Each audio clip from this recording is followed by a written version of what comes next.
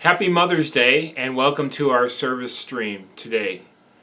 One of the blessings of having a day where we set aside to recognize mothers is that we have the opportunity to reflect on what our mothers' lives have meant to us. That might be sacrifices that they have made for us, that might be things they have done with us. It could mean good things and bad things, but it offers us the opportunity by the Holy Spirit to process all of the things that our mothers have contributed to our lives by the Holy Spirit and through the light of Jesus Christ.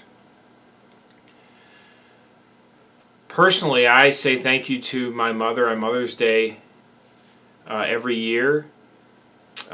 Through a filter of learning about her life and how it reflects on my life.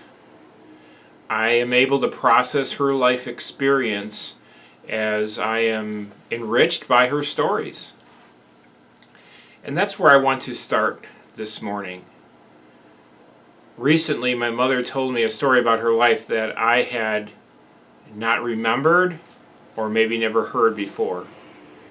When my mother was about 2 years old, my grandfather hired her out to a family many, many miles away. And from the age of about 2 to the age of about 4, she had no mother in the home. She was there alone with my grandfather. There were times when she would wander to the neighboring farm to ask for food or even to have companionship.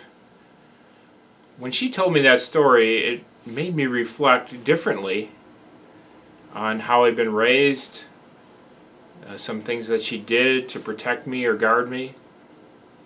This story also reminded me that in our society, we don't tell many stories of our lives.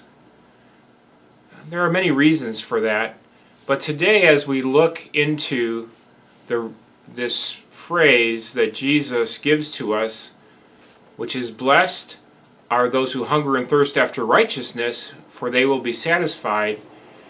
We really can't unpack that verse unless we have an understanding of what is behind the people who are in the crowd and what they would be processing when Jesus said that.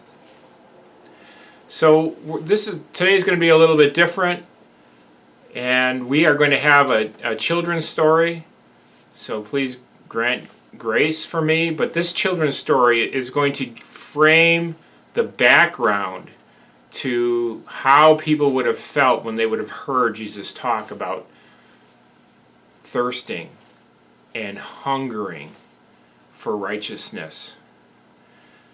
So I trust that God will bless you through this morning. Grace and peace to you. And as we unpack this, we'll unpack this in 2 different days. Today we're going to talk about the value of the background and what it means to hunger and thirst.